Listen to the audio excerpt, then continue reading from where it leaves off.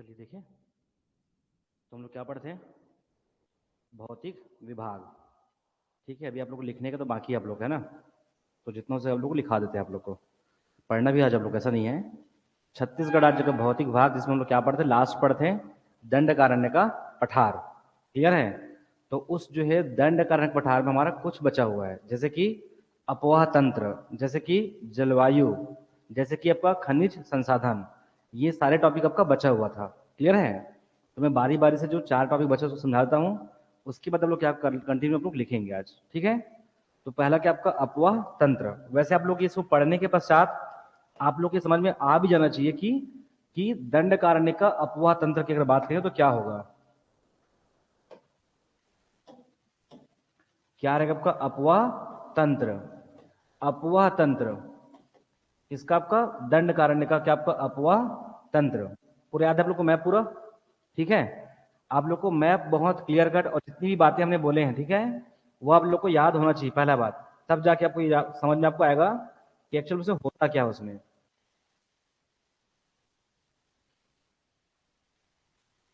आगे देखिए, इस प्रकार से था। और कितना था हमारा ये? लगभग कितने भागों में? 5 भागों में विभाजित था। याद आ रहा है कि दंडकारण्य का पठार का हमने क्या किया था? 5 भागों में उसका क्या किए थे? स्थलाकृति या फिर उसका क्या क्षेत्रीय क्या किए थे? उसका विभाजन किए थे 5 भागों में। और हम लोग किसकी बात कर रहे हैं? अपवाह तंत्र की बात कर रहे हैं। किसकी बात कर रहे हैं? अपवाह तंत्र का। तो ध्यान रखना कि जब हम इस अपवाह तंत्र की बात करेंगे तो यहाँ की जितनी भी जो नदियां हैं वो क्या करती है? यहाँ के ढालों के अनुरूप जो क्या करती है? एक प्रवाह प्रणाली बनाती है। मतलब अर्थात दो जो है अपवाह तंत्रों में क्या हो जाएगी? वो विभाजित हो जाएगी। आप याद कीजिए कि जब किसका तेलिन घाटी, इस तेलिन घाटी या फिर आपका केशकल घाटी और आपका उत्तर पूर्वी का पठार का जब उल्लेख किए थे, हमने क्या कहा था? क्या कि पूरा जब नदियों का ढाल क्या रहेगा आपका? दक्षिण जब का पश्चिम की ओर। कैसा आपका? साउथ वेस्ट आपका तेलिन घाटी या फिर क्या आपका उत्तर पूर्वी पठार कैसा आपका? साउथ वेस्ट क्या इसका ढाल रहेगा। तब जाके हम यहाँ बस क्या पढ़ेंगे कि जो तेलिन घाटी है वो क्या करेगी? इस पूरे दंडकारण्य पठार में लगभग सभी नदियों में क्या करेगी? तो दो जो है अपवाह तंत्र में क्या हो जाएगी? वो विभाजित हो जाएगी। जैसे कि आपका एक हम यहाँ से क्या देखेंगे? धमतरी क्षेत्र से क्या रहेगा? एक आपका महानदी के आपका अपवाह तंत्र, और एक आपका यहाँ सारी के आपका त्र्यंबकम की पहाड़ी से जो कहा जाएगी आपका इस प्रकार से बीजापुर, और आगे कहा जाएगी बंगाल की खाड़ी में।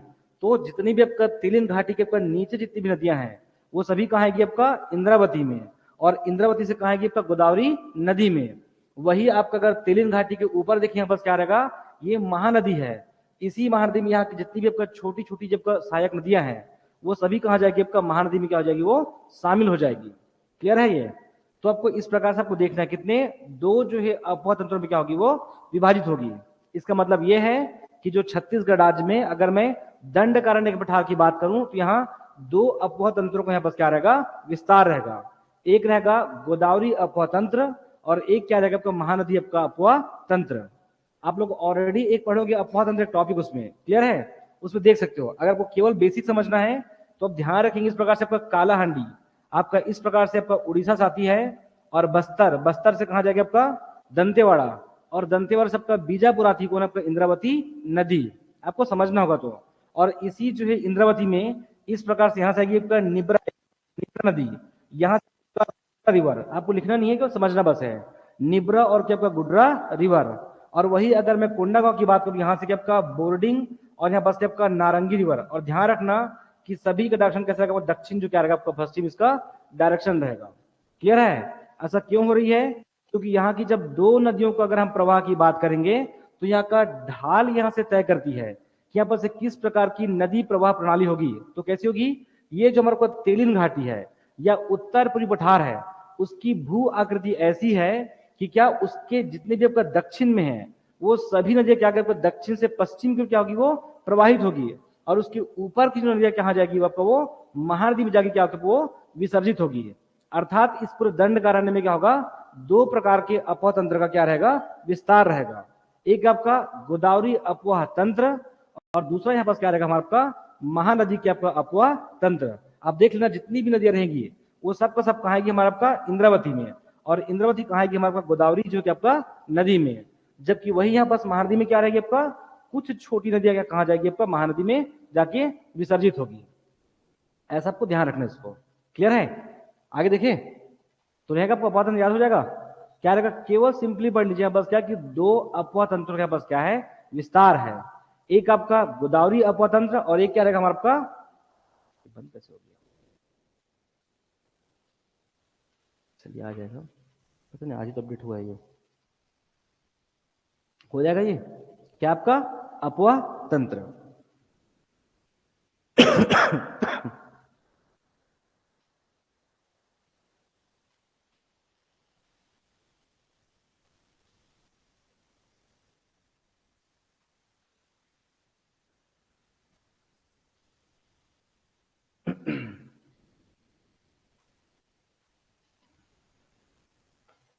ये पूरा अगर मैं दंड कारण की बात करूं ना, ये गोदावरी बेसिन के अंतर्गत आता है।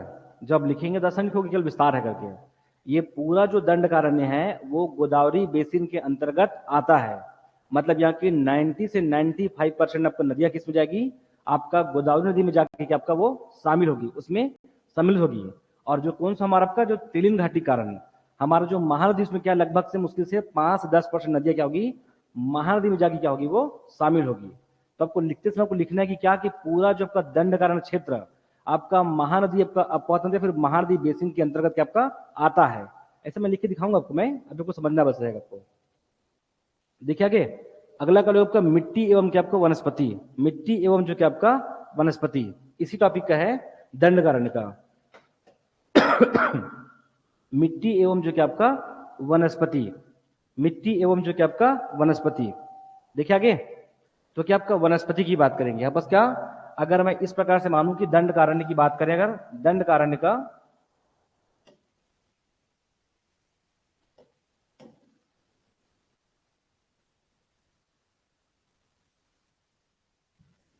टाइम लगता है, टाइम कम है बस।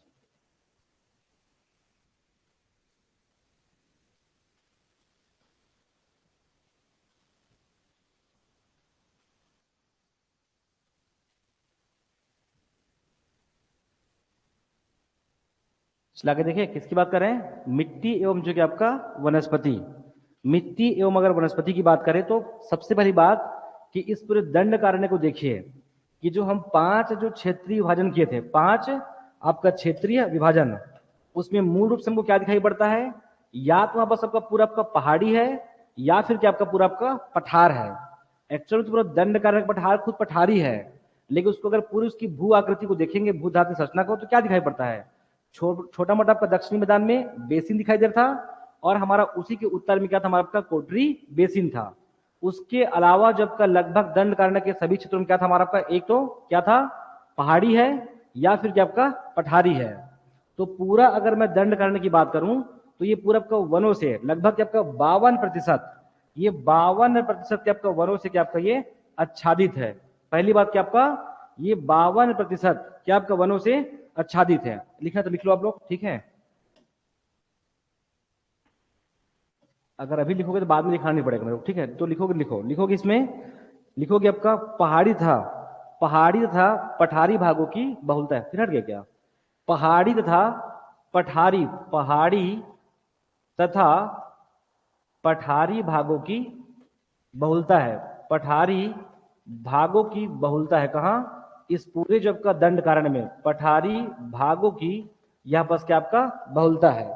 क्लियर है? जिसमें लिख लो कि आपका 52%, इसका 52% क्या आपका वनों से आच्छादित है। 52% वनों से क्या आपका आच्छादित है, मतलब वनों से घिरा हुआ है, वनों से क्या आपका ये आच्छादित है। 52% क्या आपका वनों से आच्छादित है। हो जाएगा? इसी के पास आपको इसको तोड़ के लिखोगे, जो 52% है उसमें से लगभग आपका उत्तरी क्षेत्र में, आपका उत्तरी क्षेत्र में मैक्सिमम आपका साल वनों का विस्तार दिखाई पड़ेगा। क्या? साल वनों का।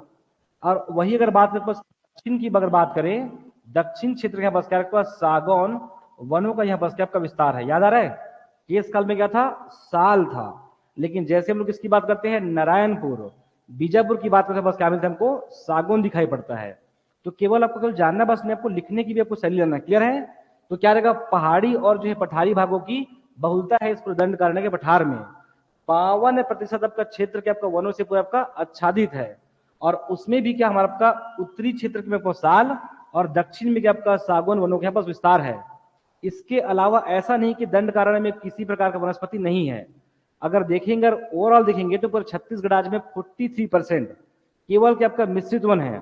अर्थात इन जगहों में भी यहाँ पास क्या रहेगा आपका अधिकतम देखोगे यहाँ पास क्या रहेगा, तो मिश्रित वनों का यहाँ पास क्या रहेगा, विस्तार रहेगा। तो आपका अगला पॉइंट यहाँ पास रहेगा, लिखेंगे इसी में अगला पॉइंट लिख लो कि आपका अधिकांश क्षेत्र, अधिकांश क्षेत्र यहाँ पास क्या आपका अधिकांशतः, अधिकांश क्षेत्र जब का मिश्रित वन है, अधिकांश क्षेत्र में मिश्रित वन का यहाँ पास क्या आपका विस्तार है। मिश्रित वनों का चाहे विस्तार है लिखो, चाहे मिश्रित वनों का यहाँ पास क्या प्रतिनिधित्व है, क्या आपका प्रतिनिधित्व है। क्लियर है? तो उत्तरी में साल और दक्षिण में क्या आपका सागौन।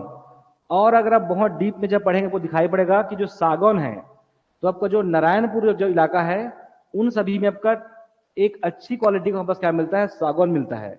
लेकिन जैसे आप नीचे आएंगे आपका सुकमा तरफ बीजापुर क्षेत्र में जब आएंगे आपको सेकंड क्लास का बस क्या आपका सागौन प्राप्त होगा। ये नहीं लिखोगे तो भी चलेगा, बट आप ऐसा ध्यान आपको रखना है। क्लियर है? आगे जब देखेंगे इसी में रहेगा आपका यह क्षेत्र कैसा आपका पूरा वनों से आपका आच्छादित है। इवन पूरा आपका बस्तर जो है छत्तीसगढ़ राज्य में आपका वन्य जीवों के लिए पास क्या आपका प्रचलित है। इसका मतलब ये कि आपका ये जैव विविधता से आपका पूरा आपका परिपूर्ण है। तो अगले यहाँ पास पॉइंट लिखोगे, लिखोगे आपका यह क्षेत्र जैव विविधता की दृष्टि से आपका संपन्न है। यह क्षेत्र जैव विविधता के दृष्टि से संपन्न है। यह क्षेत्र जैव विविधता की दृष्टि से क्या है, संपन्न है। हो गया? आगे बढ़े। अब इसके बाद अगर बात करें बस क्या की, अगर हम वन की बात कर रहे हैं, कैसा इसमें कैसा आपका साल वन है, दूसरा हम क्या आपका सागौन वन की बात कर रहे हैं। तो अभी आप लोग को नहीं पता है, मैं आप लोग एक टॉपिक पढ़ेंगे हम लोग ताप कटिबंध। हम लोग एक टॉपिक पढ़ेंगे इसी में ताप जो कटिबंध, कब, जब हम जलवायु की बात करेंगे। किसकी बात करेंगे? जलवायु की बात करेंगे। तब आपको दिखाई पड़ेगा कि यहाँ पास क्या लगभग यहाँ पास क्या 25 यहाँ पास क्या 27 डिग्री सेल्सियस यहाँ पास तापमान है। यहाँ पास हम पढ़ेंगे कि 25 से 27 मतलब उसको बोलते हैं मध्यम, मध्यम ताप कटिबंध क्षेत्र में आएगा कौन, हमारा ये दंडकारण्य का पठार।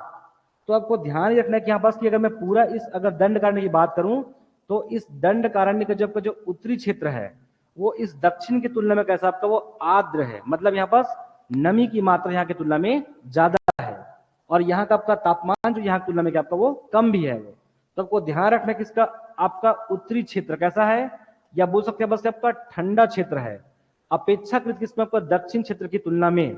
और वही अगर मैं इसका अगर मैं दक्षिण की बात करूं तो कैसा है वो आपका गर्म क्षेत्र है। कैसा है वो? गर्म क्षेत्र है। और ये भी ध्यान रखना कि इस जो है अगर दंडकारण्य की बात करूं इसके उत्तरी क्षेत्र में वनस्पति का जो आपका आच्छादन है वो इसके तुलना में बस क्या आपको वो ज्यादा है। आपको ये भी ध्यान रखना है। इससे आपको ये निष्कर्ष निकलेगा कि इस पूरे पर्टिकुलर अगर मैं किसमें अगर मैं दंडकारण्य की बात करूं, यहाँ उष्णकटिबंधीय आपका आर्द्र पर्णपाती भी और उष्णकटिबंधीय के आपका शुष्क पर्णपाती दोनों प्रकार के वन है बस क्या होता है आपका प्राप्त होता है। क्लियर है? तो अगला पॉइंट लिख लोगे बस क्या कि उष्णकटिबंधीय, उष्णकटिबंधीय, उष्णकटिबंधीय, उष्णकटिबंधीय पहले लिख लोगे आपका आर्द्र, आर्द्र पर्णपाती वन। पूरे छत्तीसगढ़ राज्य में पतझड़ वन मिलता है। ऐसा कहीं नहीं है जहां पर क्या कि वनों में पत्तियां ना गिरे, सभी जगह आपका पत्ते लगभग गिर जाते हैं। तो उष्णकटिबंधीय आर्द्र, और ये भी ध्यान रखना कि दंडकारण्य में जो आपका उष्णकटिबंधीय आर्द्र उष्णकटिबंधीय शुष्क पर्णपाती की तुलना में ज्यादा है। उष्णकटिबंधीय शुष्क पर्णपाती वन की तुलना में ज्यादा है। वन की तुलना में बस आपका अधिकतम है, वो ज्यादा है।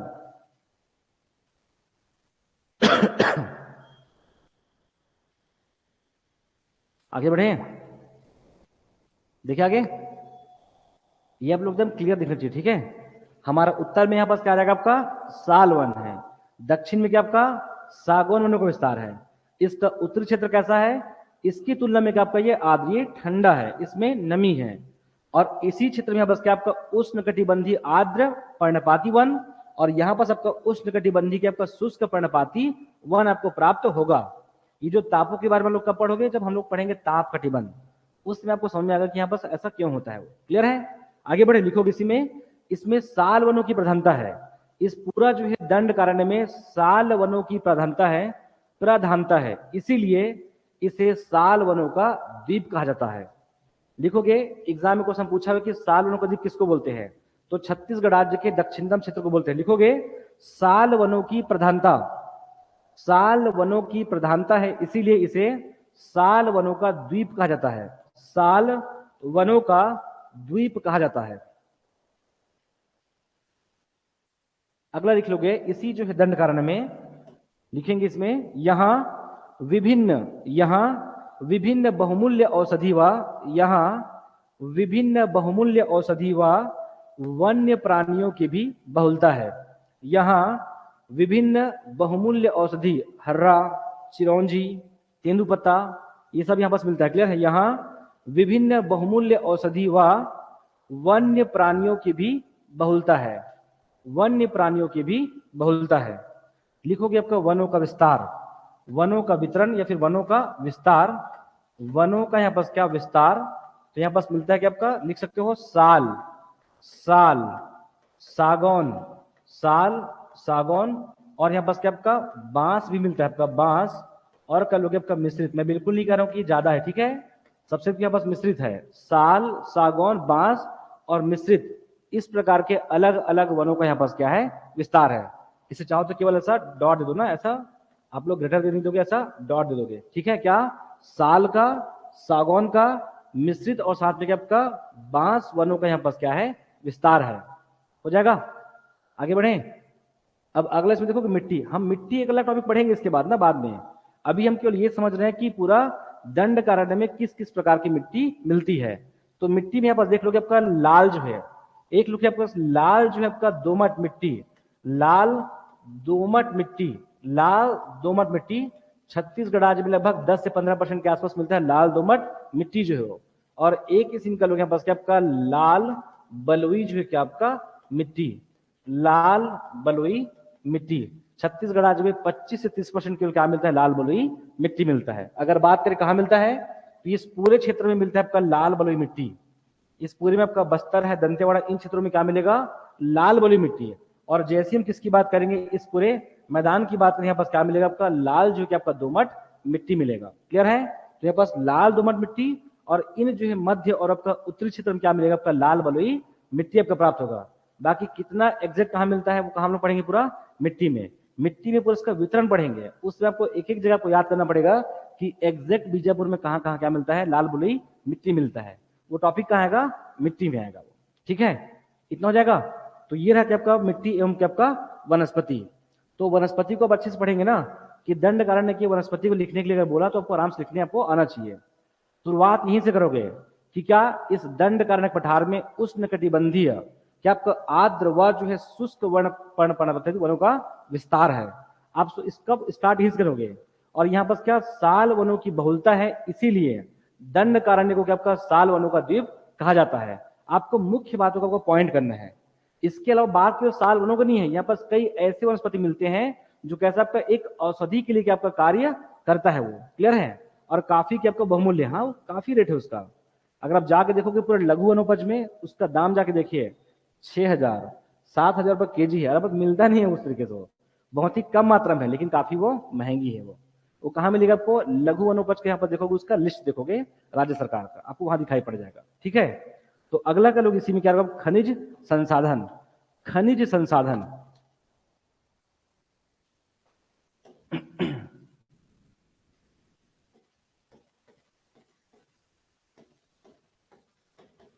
चलिए टाकेश्वर, क्या क्या मिलता है यहाँ बस, खनिज संसाधन। अब आपको चट्टान पता है तो खनिज अब ऑटोमेटिक बता दोगे। हाँ,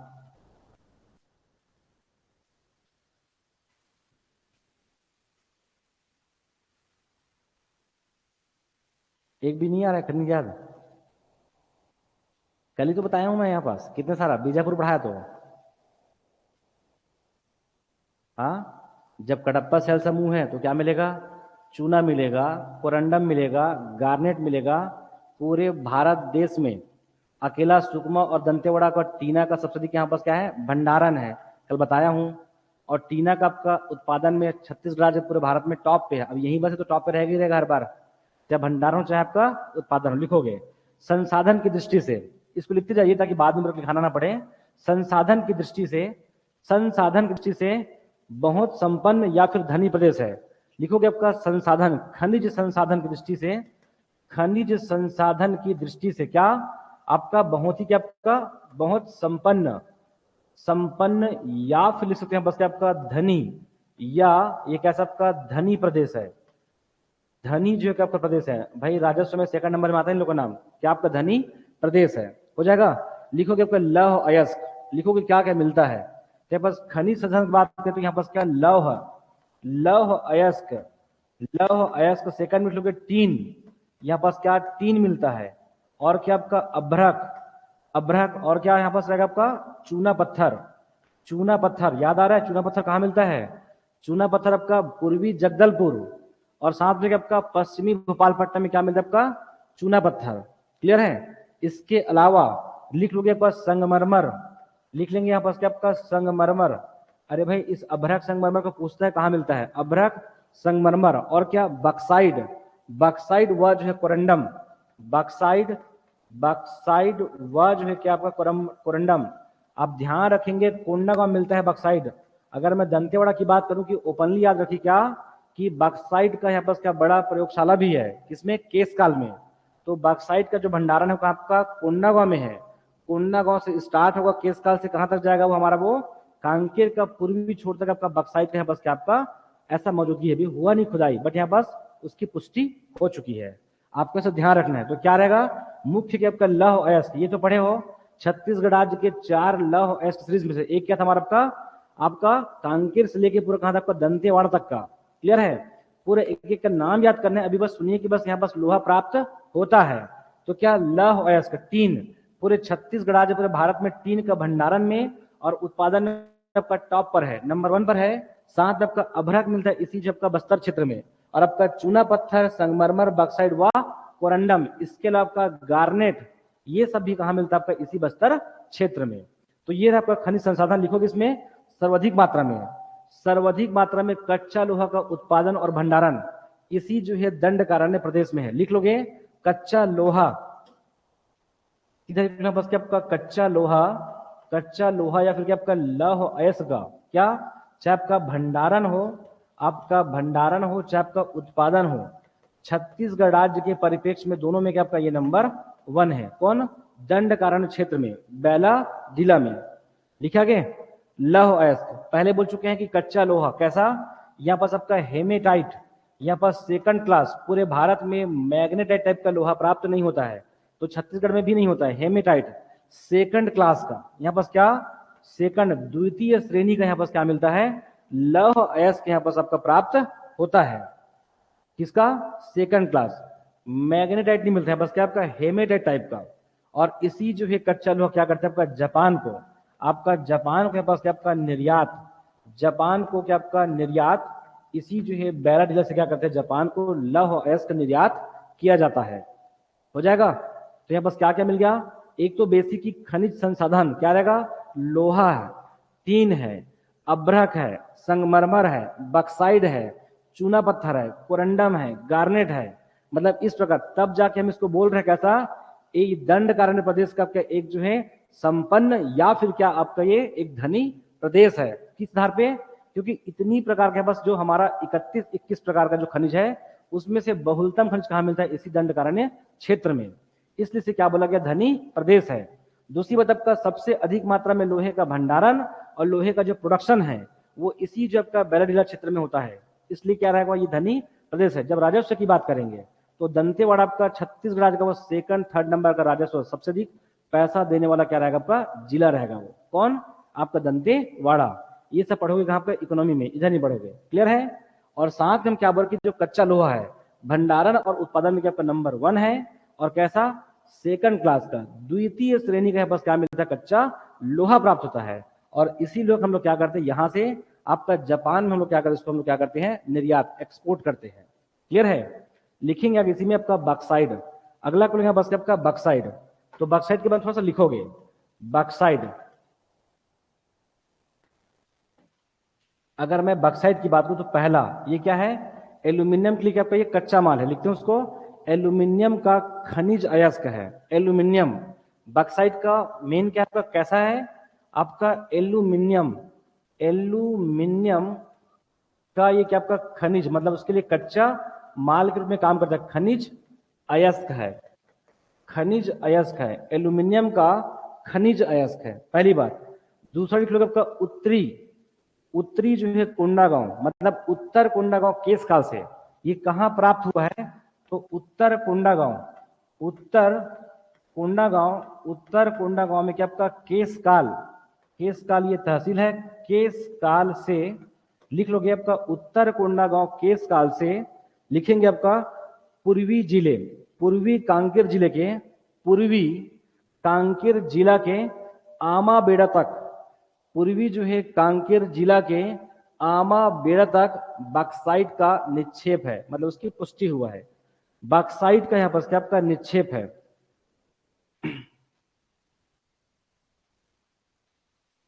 पूर्वी कांकेर जिले के आमा बेड़ा तक बक्साइट का निक्षेप है। लिख लोगे केस काल में बक्साइट शोध कारखाना है, लिख लेंगे आपका इसी जो है कोंडागांव के केस काल में, केस काल में बक्साइट शोध जो कि आपका कारखाना है, केस काल में बक्साइट शोध कारखाना, मतलब आप उसको रिसर्च करते उसको, ठीक है।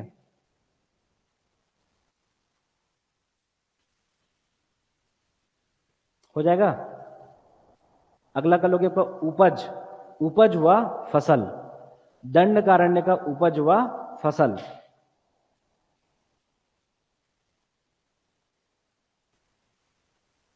ठीक है, क्वेश्चन कुछ भी पूछते हैं, मतलब पर्टिकुलर बस्तर क्षेत्र का, जो बस्तर क्षेत्र की जो संस्कृति है उसका छत्तीसगढ़ राज्य की अर्थव्यवस्था में क्या योगदान है, ये एक प्रश्न आया हुआ है।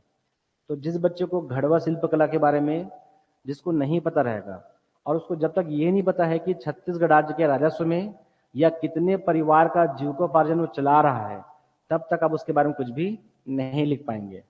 इसलिए ऐसा किसी भी टॉपिक को, किसी भी शब्दावली को आप कभी भी हल्के में नहीं लेंगे। बिलीव कीजिए, ऐसा कुछ आपको नहीं पता, ना तो आपको पता क्या आने वाला है, ना मुझे पता है क्या आने वाला है। लेकिन अगर आप सब कुछ पढ़ते हो ठीक तरीके से, तो ऑब्वियसली आप में लिखने की क्षमता डेवलप हो जाएगी। इसलिए कभी भी किसी टॉपिक को आप हल्के में नहीं लोगे। जैसा मजाक में पढ़ ली कि यहाँ पर क्या, कि इस पर्टिकुलर क्षेत्र में कि क्या उत्तर में कैसा आपका ये इसकी तुलना में आपका ठंडा प्रदेश है, आप कभी नहीं बता सकते यहाँ पर कैसा है, उष्ण कटिबंधी के आपका आर्द्र पर्णपाती वन प्राप्त होगा, उसको आप याद करोगे।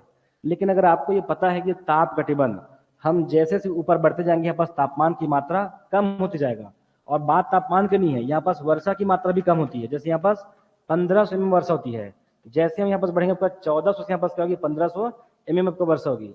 ये सब एक दूसरे से आपका इंटरलिंक है, क्लियर है।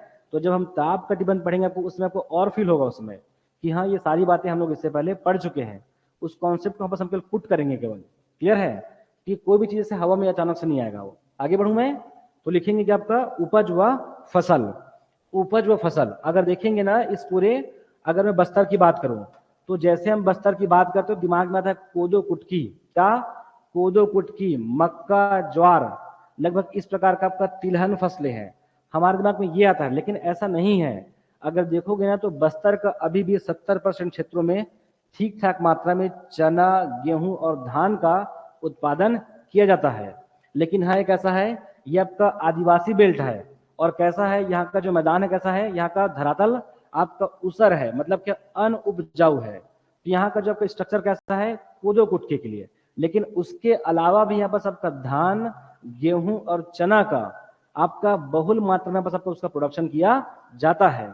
लेकिन उसके इतर यहाँ पर आपका कोदो कुटकी, आपका ज्वार है, मक्का है, इन सब का भी यहाँ पर आपका खेती किया जाता है। तो लिखो इसमें उपज व फसल में, उपज व फसल में यहाँ की प्रमुख फसलें, यहाँ की प्रमुख फसलें धान, मक्का व गेहूं प्रमुख है। लिखोगे यहाँ की प्रमुख फसलें, यहाँ की प्रमुख फसलें धान, मक्का व गेहूं प्रमुख है, धान, मक्का व गेहूं प्रमुख है।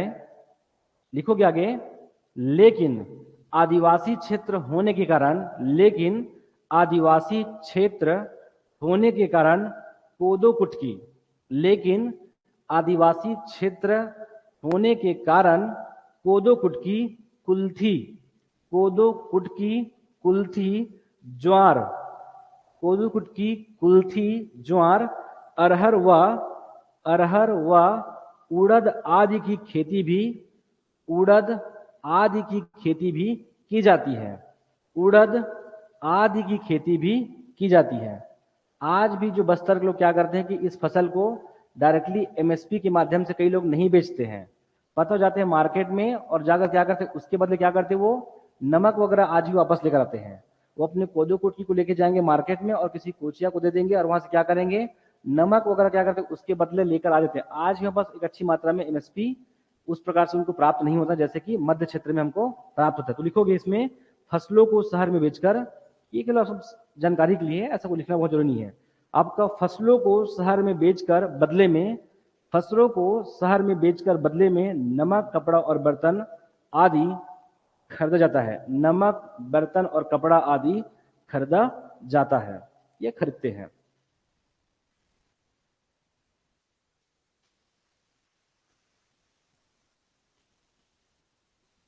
आगे बढ़े। जलवायु, क्या जलवायु। अच्छा बताओ कि गर्मी आप लोगों को बस लग रहा है कि मेरे भी लग रहा है, आप लोग भी लग रहा है गर्मी। लिखो अगला जलवायु, क्या रहेगा, जलवायु। जलवायु देखिए आगे, ठीक है। आप जब भी हम जलवायु की बात करेंगे ना तो आप पूरे, आपको स्ट्रक्चर पता हो किसका, सन का। ये जाके प्रीवियस क्लास अगर या फिर सुबह की क्लास में जाके देखिए, हम ऐसा मानते कैसा, इस प्रकार से होता है हमारा क्या, आपका ग्लोब। इसमें होता है आपका भूमध्य रेखा, यहाँ होती है कर्क रेखा और यहाँ क्या होती है आपका मकर रेखा।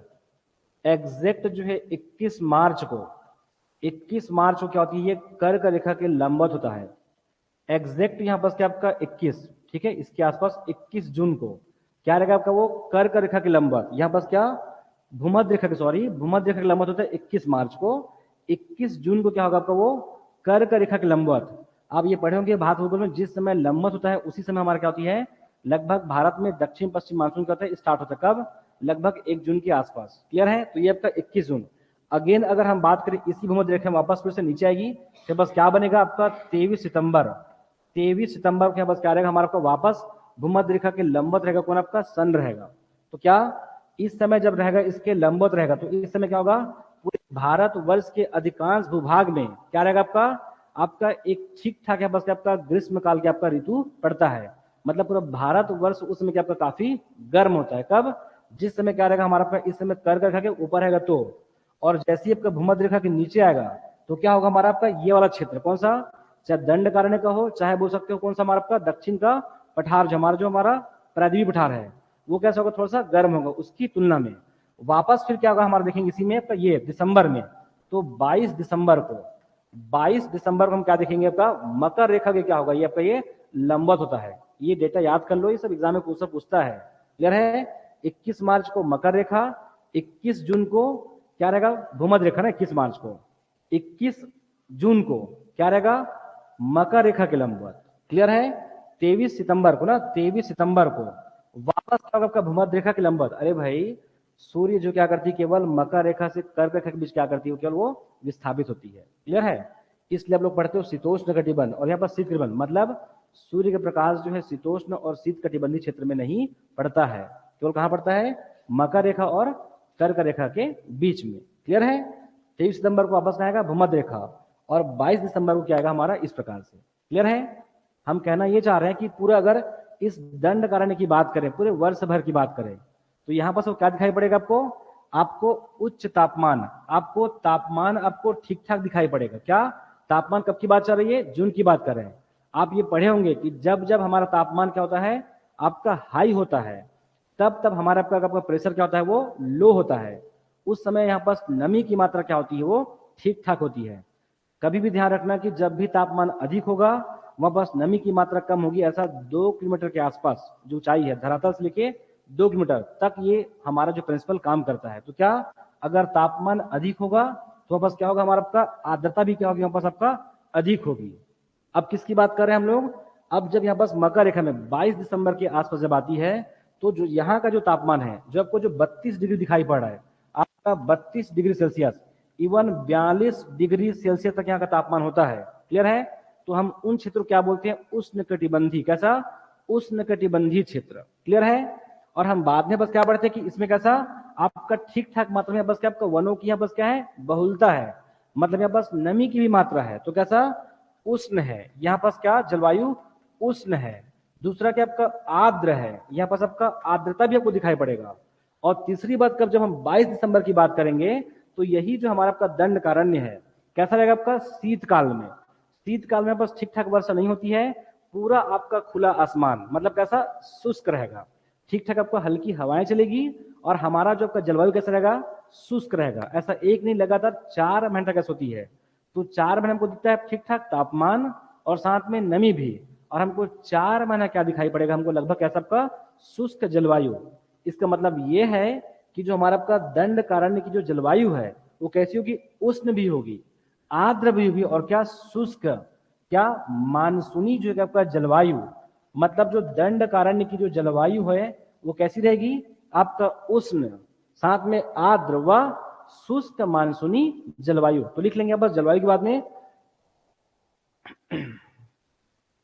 लिखोगे, यहां की जलवायु लिखोगे जलवायु उष्ण आर्द्र तथा उष्ण आर्द्र तथा शुष्क मानसूनी जलवायु है, मानसूनी जलवायु है, मानसूनी जलवायु है।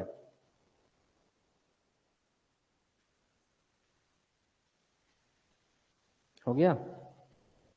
अब सुन लीजिए, जब आप ऐसे और जब ढेर सारी किताब उठाओगे तब लोग ऐसा देखने को मिलेगा, बहुत सारा मिलेगा आपको कि इसका औसत तापमान जब 19 से लेके 25 डिग्री लिखोगे नहीं ना, 19 से लेके 25 डिग्री, फिर बोलेंगे बस क्या कि इसका अधिकतम तापमान औसतन 31 डिग्री के आसपास हो जाता है। फिर आपको बोलेंगे बस क्या कि सबसे अधिक तापमान मतलब अबूझमाड़ की पहाड़ी में 42 डिग्री सेल्सियस के आसपास हो जाता है और न्यूनतम तापमान यहाँ पर सबका 11 डिग्री सेल्सियस है। ऐसा बोल के आपको बोल देंगे कि यहाँ की जलवायु उष्ण आर्द्र और शुष्क मानसूनी जलवायु है। आपको इससे इतना समझ में नहीं आएगा, आपको क्लियर है। आप बकायदा जो है सूर्य का विस्थापन देखिए कि किस प्रकार से उसका उत्तरायण होता है, किस प्रकार से दक्षिणायन होता है, वही हमारा जलवायु को तय करता है। हम जलवायु कैसे पढ़ते हैं, जलवायु की परिभाषा क्या है, एक लंबी अवधि तक जब मौसम की दशाएं जो लगभग आपका एक जैसी होती है एक बड़े भूभाग में, तब हम उसे क्या बोलते हैं आपका जलवायु, या फिर उसी को हम लोग क्या बोलते हैं ऋतुएं कहते हैं। तो अब देखिए कि इन 4 महीनों में किस प्रकार का परिवर्तन हुआ है। एक बड़ी अवधि देखिए, मतलब एक लयदार मौसम एकदम एक जैसी बनी हो, तो कैसा आपका बस्तर में ग्रीष्मकाल में उष्ण मिलेगा आपको, साथ में क्या आपको एक आपको नमी मिलेगा, और पूरा अक्टूबर से लेकर आपका फरवरी तक कैसा रहेगा आपका शुष्क रहेगा, यहाँ बस कोई बारिश वारिश नहीं होगी, कैसा रहेगा आपका खुला आसमान रहेगा और हवाएं चलती रहेगी, उसको बोलते हैं शुष्क जलवायु। क्लियर है। और मानसूनी क्यों बोलते हैं, क्योंकि पूरे भारतवर्ष में 6 महीना शीतकालीन मानसून चलता है और 6 महीना क्या चलता है ग्रीष्मकालीन मानसून। और ये जो मानसून है भारत की जलवायु को बहुत बड़ी मात्रा में क्या करती है, प्रभावित करती है। तब जाके हम बोलते हैं कि भारत की जलवायु कैसी है, मानसूनी है। और जब भारत की जलवायु मानसूनी है तो छत्तीसगढ़ की जलवायु भी कैसी है, मानसूनी है। तो कैसा है, उष्ण है, आर्द्र है, वह शुष्क मानसूनी जलवायु है। कौन, दंडकारण्य का। क्लियर है। अब आप इसे याद नहीं करोगे, इसको समझोगे कि सभी जगह सूर्य को रखिए, उसके विस्थापन को चेक कीजिए, आपको दिखेगा। क्लियर है। आगे बढ़ जाऊं मैं, लिखेंगे जलवायु। ये भी ध्यान रखना कि अबूझमाड़ क्षेत्र, इस पूरे अगर मालवत क्वेश्चन पूछेंगे कि पूरा दंडकारण्य में अबूझमाड़ का जो तापमान सबसे अधिक होता है लगभग 42 डिग्री, लिख लोगे अबूझमाड़ क्षेत्र का तापमान, अबूझमाड़ जो है क्षेत्र का तापमान सर्वाधिक होता है, सर्वाधिक होता है, लिख लोगे 39 डिग्री सेल्सियस, 39 डिग्री सेल्सियस।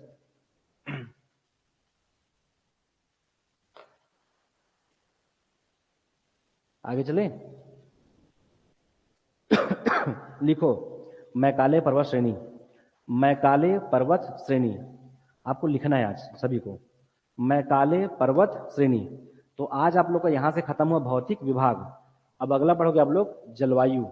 तो लिखोगे कि आपका मैकाले पर्वत श्रेणी, हम यहीं से छोड़े थे ना, मैकाले पर्वत श्रेणी। अब इसको लिखना है आपको कि मैकल पर्वत श्रेणी पढ़ चुके हैं मुझसे, लेकिन अब उसे क्या करोगे आप लोग, लिखोगे। तो लिखिए, हाँ लिखना है उसको। हाँ, इसके आगे रे भौतिक विभाग में हम लोग पढ़े थे सीमांत उच्च भूमि, उस सीमांत उच्च में 4 पढ़े थे, एक मैकल श्रेणी, एक उत्तरी उच्च भूमि, एक पूर्वी और पश्चिमी, ये हमने पढ़ा बस है। अब उसको क्या करना है, आपको उसको लिखना है। तो लिखिए मैकाले पर्वत श्रेणी, लिखो ना, तो फिर लिखो, यह सतपुड़ा पर्वत, यह सतपुड़ा पर्वत की पहाड़ी का पूर्वी विस्तार है। यह सतपुड़ा महादेव की पहाड़ी का पूर्वी विस्तार है। यह सतपुड़ा महादेव की पहाड़ी का, सतपुड़ा महादेव की पहाड़ी का पूर्वी विस्तार है, पूर्वी विस्तार है, जो प्रदेश के मध्य पश्चिम में, जो प्रदेश के, जो प्रदेश के मध्य पश्चिम में, मध्य पश्चिम में सतपुड़ा पर्वत,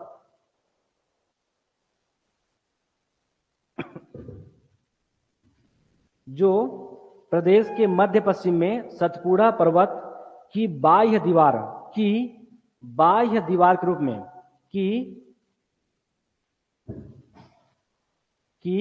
बाह्य दीवार के रूप में अवस्थित है, अवस्थित है, जिसकी औसत ऊंचाई, बाह्य दीवार के रूप में अवस्थित है, जिसकी औसत ऊंचाई, जिसकी औसत ऊंचाई 800 से 900 मीटर है, 800 से 900 मीटर है।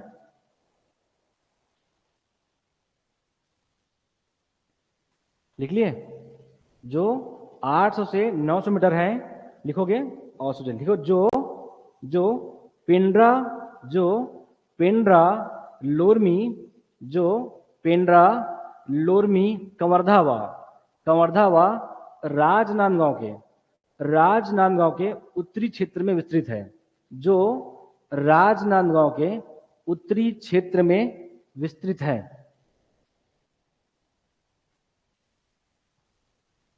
हो गया,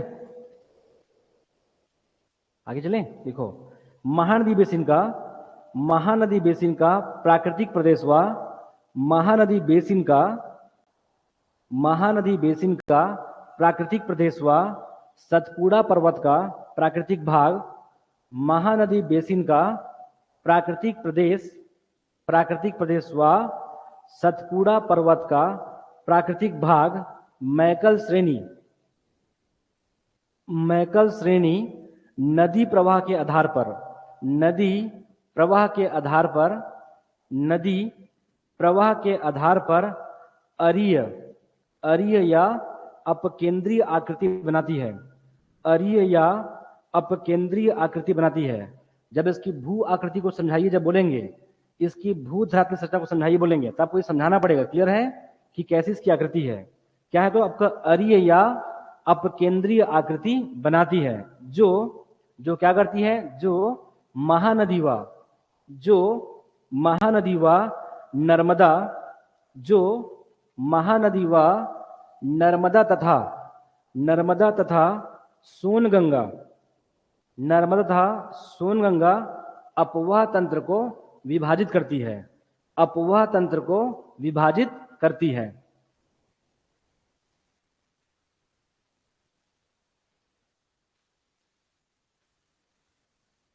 लिख लिए, लिख लिए, विभाजित करती है।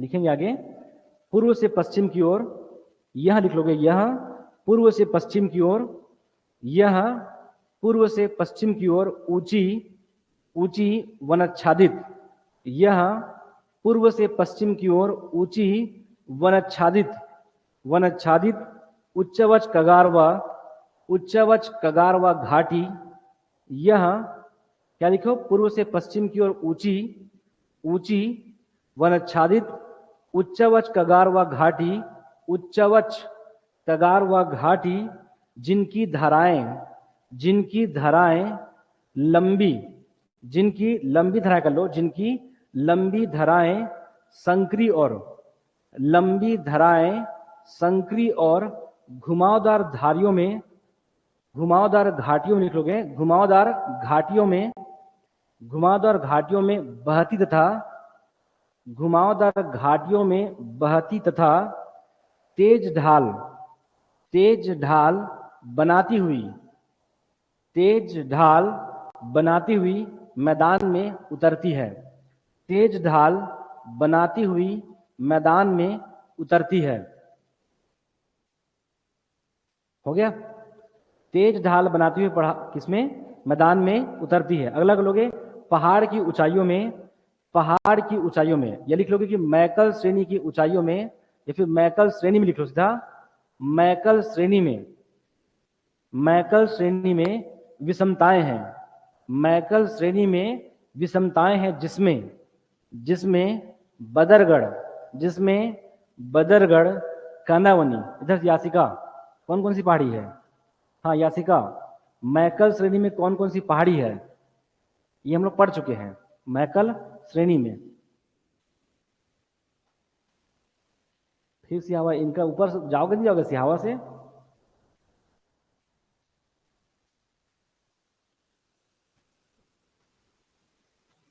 क्या क्या है ताकेश्वर, एक भी याद नहीं है, कहां से, कवर्धा से है ना आप, ये कवर्धा से है। दुर्गा,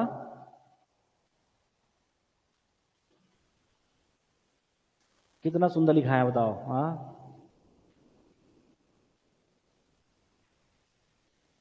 अब कल्पना कीजिए कि मुझे ये समझ आता कि अगर आप लोग ये याद नहीं करेंगे कि बदरगढ़ या बाहनगढ़, कैसे फंस गया ये कि हम लोग कुछ नया बात पढ़े थे, बहुत सिंपल सा था, बदरगढ़, बाहनगढ़, झाला पहाड़, देवसानी, लीलावनी, कांदावनी, सोनभद्र, भुरकुंड की पहाड़ी, इतना तो पढ़े थे। बात ये कि अगर उसको आप याद रखोगे तो ही लिख पाएंगे आप लोग ना, नहीं तो बहुत दिक्कत जाएगी। ठीक है, चलिए लिखिएगा आगे, इसी में क्या लिखो आपका, बदरगढ़, बदरगढ़, कांदावनी व बाहनगढ़ आदि, मैं लिख लिया आदि, मैं से मान के चलो कि आपको बाकी चोटियां आपको पता होगा। ठीक है, बदरगढ़, कांदावनी व बाहनगढ़ आदि चोटियों का विस्तार है, बाहनगढ़ आदि चोटियों का विस्तार है। ठीक है, देखिए अगर आप मैकल श्रेणी को समझते हो, ऐसा नहीं कि आप ऐसा ही लिखिए, आप चाहो तो उसको अपने अनुसार लिख सकते हो, बट गलत नहीं लिखेंगे, अपने अकॉर्डिंग भी उस पूरे मैकल श्रेणी का विस्तार आप आराम से कर सकते हो। आपको लिखोगे अगला, धमतरी महासमुंद उच्च भूमि, धमतरी महासमुंद उच्च भूमि, या इसी क्या बोलते हैं, रायपुर उच्च भूमि, या क्या बोलते हैं इसको, पूर्वी उच्च भूमि। एक साथ लिखिए, धमतरी महासमुंद ऑब्लिक रायपुर ऑब्लिक पूर्वी उच्च भूमि।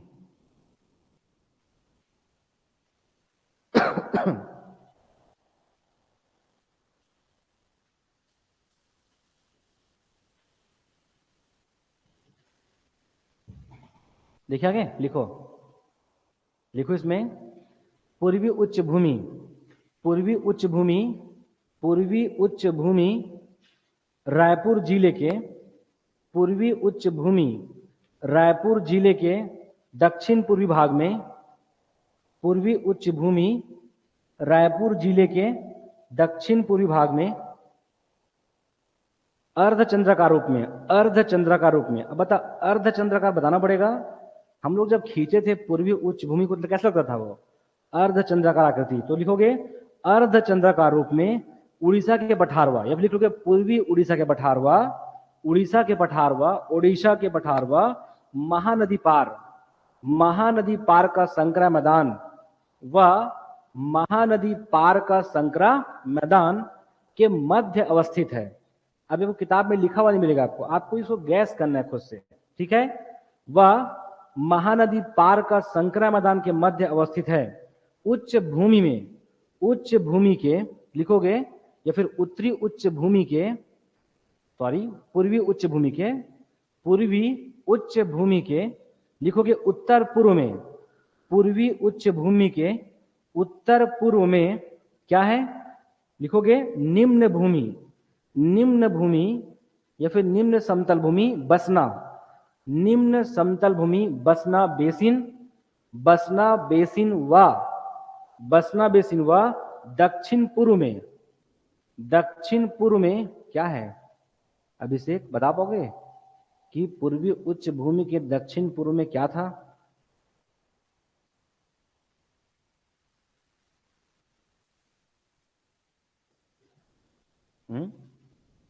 ऐसे याद करो, क्या दिक्कत है? हम लोग यहाँ से धमतरी चले थे, ऐसा है ना, फिर क्या आगे थे देवभोग, फिर क्या बेंद्रनगढ़, फिर क्या बसना, और आपका सरायपाली, ऐसे वापस आते हैं। तो याद कीजिए कि इस दक्षिण पूर्व हम क्या कहते, सोनबेरा का क्या कहते हैं, पठार के थे। लिखो आगे, लिखेंगे आप। अरे बिलीव कीजिए, ये काम नहीं आएगा, मुझसे आप लाख बार लिखवा लो, ये मैं जो लिखा रहा हूं काम नहीं आएगा। अब इसको याद करोगे फिर पता है बाद में, जबकि एक्चुअल में पूरा कहानी कहाँ शुरू हुआ था, हम लोग जहां पर पढ़े थे वहां शुरू हुआ था। ठीक है, कि बताओ कि पूर्वी उच्च भूमि कैसा है। मैं इसको लिखाऊंगा, फिर एक बार लास्ट में 2 मिनट बोलूंगा, ठीक है। और आप कल्पना कीजिए, आप बोलेंगे, पता है, लिखो क्या रहेगा आपका, दक्षिण जो क्या आपका लिखोगे, कहां पहुंचे थे, दक्षिण पूर्व में सोनबेरा का पठार। सोनबेरा का पठार ब्रैकेट में कर लोगे 943 मीटर, किसी का हाइट याद करना अनिवार्य नहीं है। सोनबेरा का पठार 943 मीटर, लेकिन नहीं लिखोगे तो भी चलेगा। 943 मीटर का विस्तार है, 943 मीटर का विस्तार है।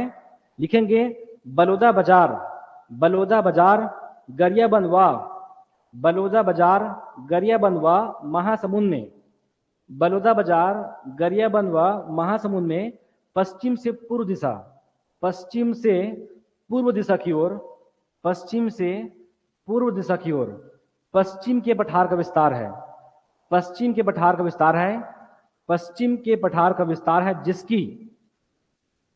जिसकी सर्वोच्च चोटी, जिसकी सर्वोच्च चोटी क्या था, बड़े पाट डोंगर है, जिसकी सर्वोच्च चोटी क्या था, बड़े पाट डोंगर है, बड़े पाट डोंगर है, जिसकी समुद्र सतह से ऊंचाई, जिसकी समुद्र सतह से ऊंचाई 1006 मीटर है। ये नहीं करोगे तो चलेगा, लगभग 1000 मीटर, ऐसे याद कर लो। जिसकी समुद्र सतह से ऊंचाई कितना है, 1000 या फिर लगभग 1000 मीटर है। हो गया। सोंडूर घाटी के, अगला करोगे, सोंडूर, सोंडूर घाटी के पश्चिम व, सोंडूर घाट के पश्चिम व धमतरी के दक्षिण में, सोंडूर घाट के पश्चिम व धमतरी के दक्षिण में, धमतरी के दक्षिण में उत्तर से दक्षिण, धमतरी के दक्षिण में उत्तर से दक्षिण, उत्तर से दक्षिण, धमतरी के, हाँ, धमतरी के दक्षिण में उत्तर से दक्षिण कई पहाड़ियां, जिसमें, या फिर विभिन्न पहाड़ियां, विभिन्न पहाड़ियां जिसमें क्या क्या था, विभिन्न पहाड़ी, जिसमें कम से कम पहाड़ी को नाम याद रखो। हाँ क्या था, मुंडागिरी, लिखोगे मुंडागिरी, बोरडा, मुंडागिरी, बोरडा, काटी गांव, मुंडागिरी, बोरडा, काटी गांव। लिखोगे आपका गिधावा व, गिधावा व, गिधावा व महानदी का उद्गम स्थल, महानदी का उद्गम स्थल क्या, सिहावा, महानदी का उद्गम स्थल क्या, सिहावा पर्वत का विस्तार है, महानदी का उद्गम स्थल सिहावा पर्वत का विस्तार है। जितने भी ऑनलाइन बच्चे हैं वो लिखेंगे, ठीक है। और कैसे लिखना है, 1 मिनट में कितना लिखना है, 16 शब्द लिखना है आप लोग को, ठीक है। जितने भी ऑनलाइन बच्चे हैं, सुमन, हेमलता, ये सब ध्यान रखेंगे, 1 मिनट में आप सभी को घर बैठे 16 शब्द लिखने हैं बगैर चाय पानी पिए, ठीक है। लिखो अगला, उत्तरी जो लिखोगे इसके बाद लिख लोगे अगला, क्या किया आप लोग, पूर्वी कर लेना, अगला कर लेंगे आपका, कितना किए, 2 किए ना, एक क्या किए मैकल, एक क्या किए, अगला कर लोगे पश्चिमी, पश्चिमी, या फिर लिखोगे दुर्ग राजनांदगांव उच्च भूमि, पश्चिमी या दुर्ग राजनांदगांव उच्च भूमि।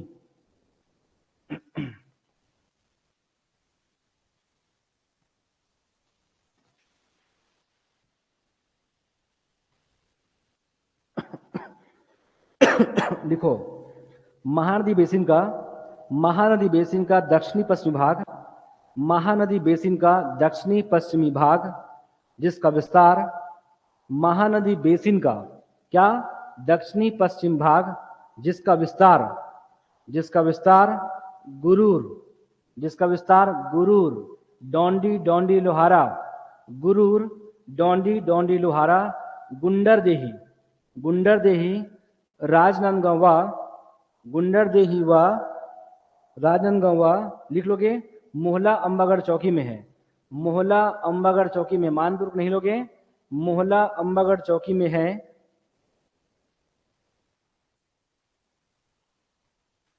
ठीक है।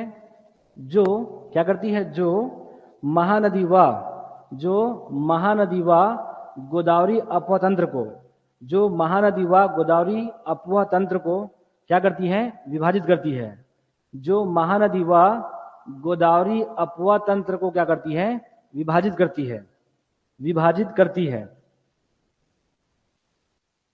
जिसकी समुद्र सतह से औसत ऊंचाई, जिसकी समुद्र सतह से औसत ऊंचाई 500 से 700 मीटर लगभग लिख लोगे।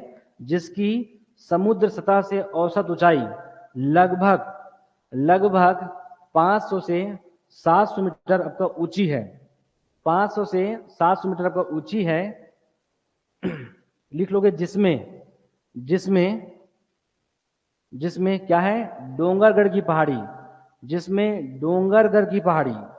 लिख लोगे कलवारी की पहाड़ी, जिसमें डोंगरगढ़ की पहाड़ी, कलवारी की पहाड़ी, और क्या था? चंद्रगिरी व प्रज्ञागिरी की पहाड़ी तथा चंद्रगिरी व प्रज्ञागिरी की पहाड़ी तथा दल्ली राजहरा की पहाड़ी, तथा दल्ली राजहरा की पहाड़ी आदि है, तथा दल्ली राजहरा की पहाड़ी आदि का विस्तार है।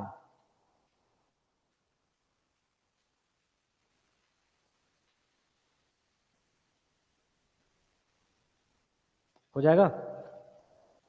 लिखा के लिखो उत्तरी उच्च भूमि, उत्तरी उच्च भूमि, उत्तरी उच्च भूमि, उत्तरी उच्च भूमि। इसमें सबसे पहले लिख लोगे आप लोग पेंड्रा लोरमी का पठार, पेंड्रा लोरमी का पठार, पेंड्रा लोरमी का पठार।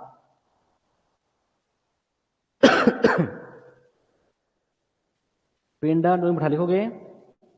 यह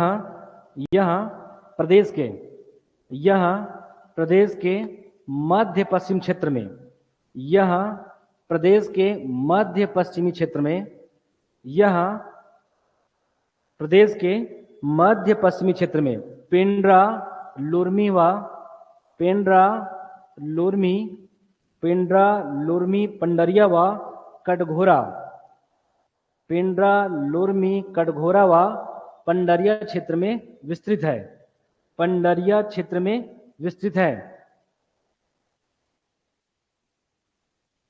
पेंड्रा का पठार, पेंड्रा का पठार छत्तीसगढ़ मैदान की, पेंड्रा का पठार छत्तीसगढ़ मैदान की, छत्तीसगढ़ के मैदान की, छत्तीसगढ़ के मैदान की उत्तर पश्चिमी सीमा पर, उत्तर पश्चिमी सीमा पर दीवार की भलीभांति फैला हुआ है,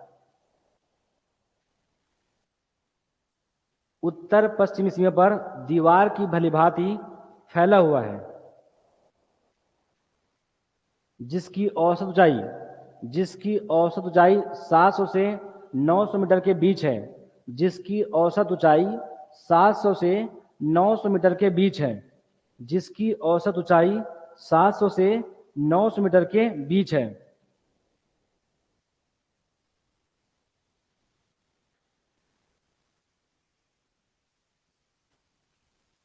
यह पठार आर्कियन नीस व यह पठार आर्कियन नीस व धारवर जो है शिष्ट चट्टानों से निर्मित है। यह पठार आर्कियन नीस व धारवाड़ शिष्ट चट्टानों से निर्मित है, शिष्ट चट्टानों से निर्मित है।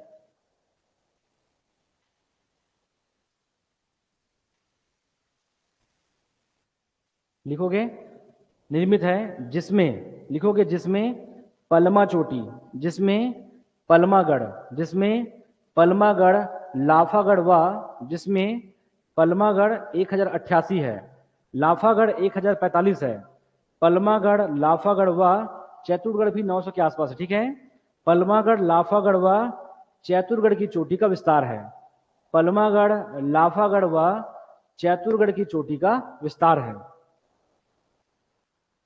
आगे बढ़े, लिख लो इसी में मनियारी व अरपा नदी का उद्गम ही हुआ है। लिखोगे मनियारी व अरपा नदी का उद्गम ही हुआ, लिखोगे मनियारी व अरपा नदी का उद्गम है।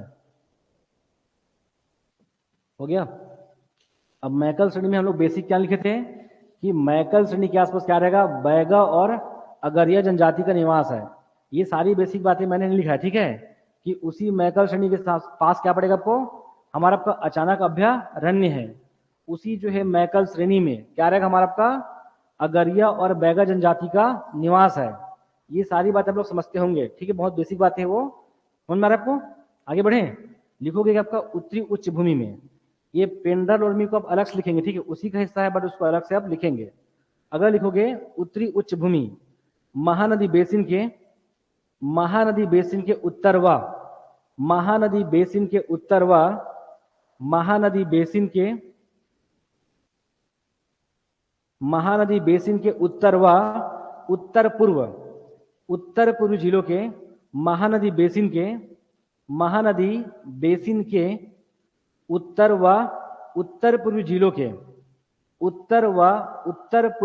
के उच्च भूभाग में अवस्थित है या फिर विस्तृत है, उच्च भूभाग में अवस्थित है, जिसकी औसत ऊंचाई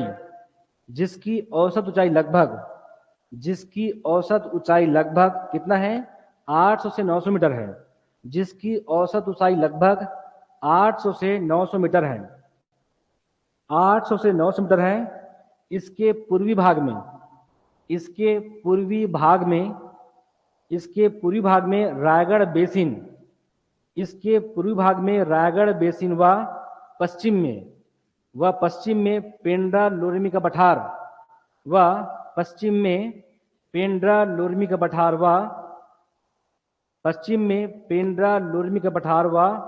हसदेव नदी द्वारा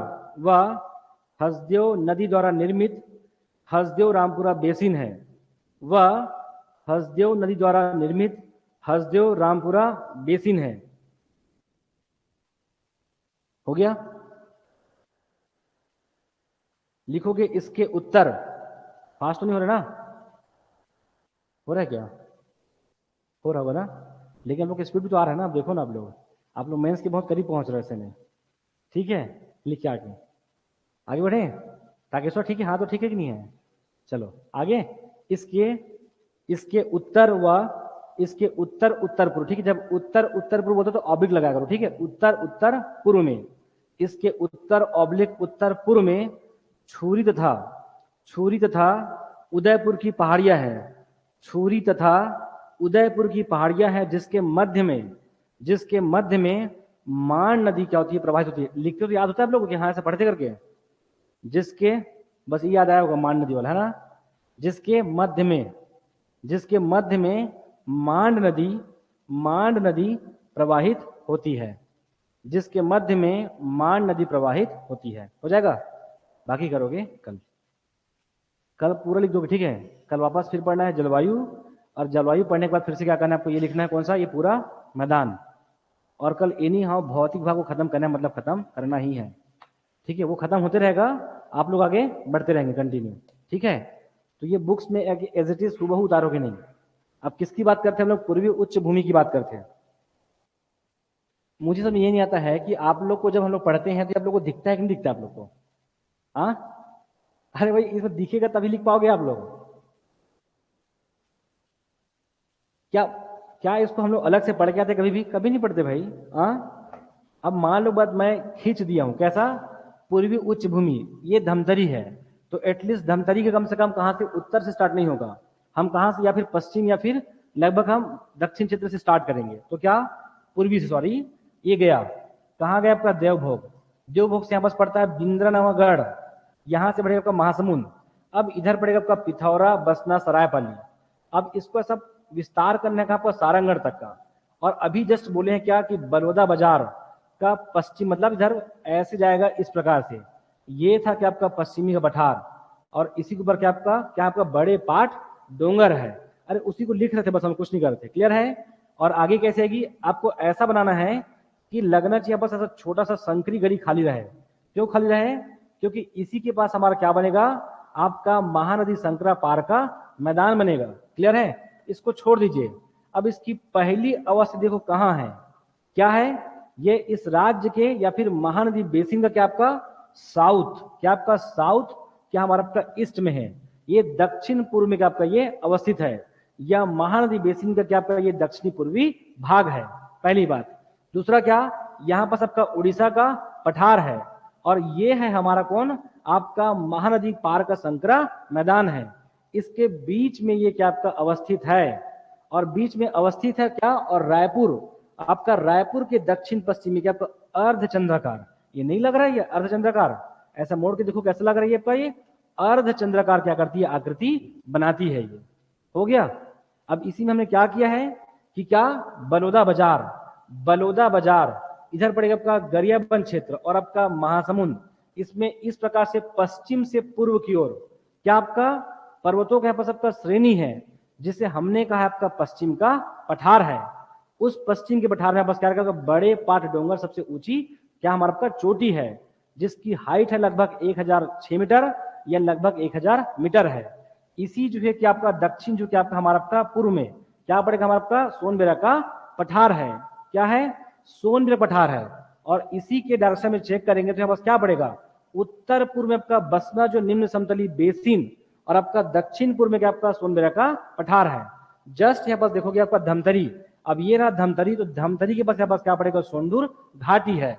इस सोंडूर घाटी के पश्चिम में, इस सोंडूर घाटी के पश्चिम में और धमतरी के दक्षिण में, धमतरी के दक्षिण में दक्षिण से उत्तर की ओर, क्या नहीं लिखे सर एग्जैक्ट, हम लोग जाके देख कर एकदम हूबहू एक एक शब्द रिपीट होता है एग्जैक्ट, क्लियर है। तो क्या सोंडूर घाटी के पश्चिम में और धमतरी के दक्षिण में, दक्षिण से उत्तर की ओर क्या रहेगा, आपका मुंडागिरी, आपका बोरडा, काटी गांव, गिधावा और सिहावा। तो सिहावा में क्या आपका महानदी का उद्गम स्थल है।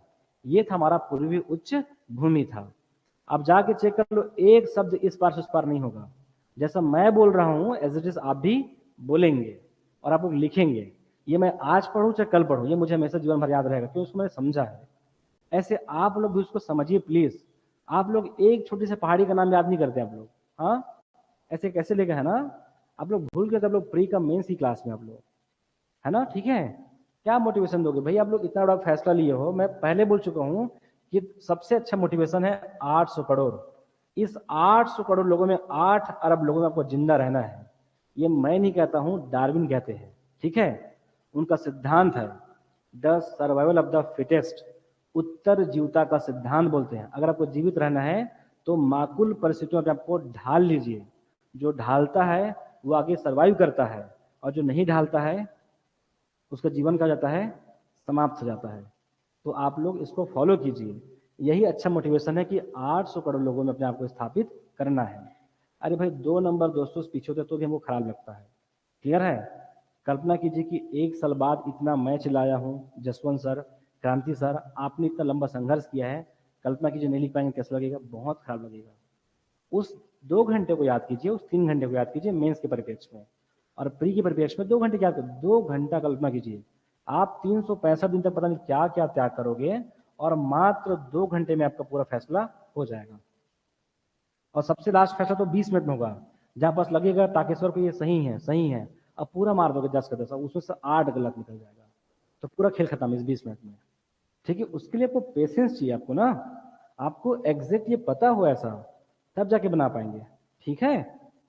प्लीज बी सीरियस, अपने लाइफ को मस्त सीरियस लीजिए ना। अब बहुत चिल होकर पढ़ा करो, मैं तो बोला हूँ मूवी देखिए जो करना कीजिए, बट उसको पढ़ लिया करो बस पूरी उच्च भूमि को, फिर देख लीजिए करो क्या दिक्कत है, ठीक है। ये बाकी करते हैं कल।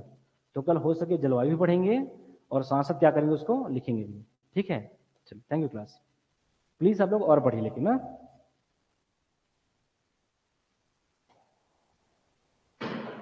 ये मैं इसलिए बताया हूं ताकि आप लोग इसको समझो कि जो आप लोग लिखे हुए हो कोई नई बात नहीं होता, वो ये चीजें यही रहती है।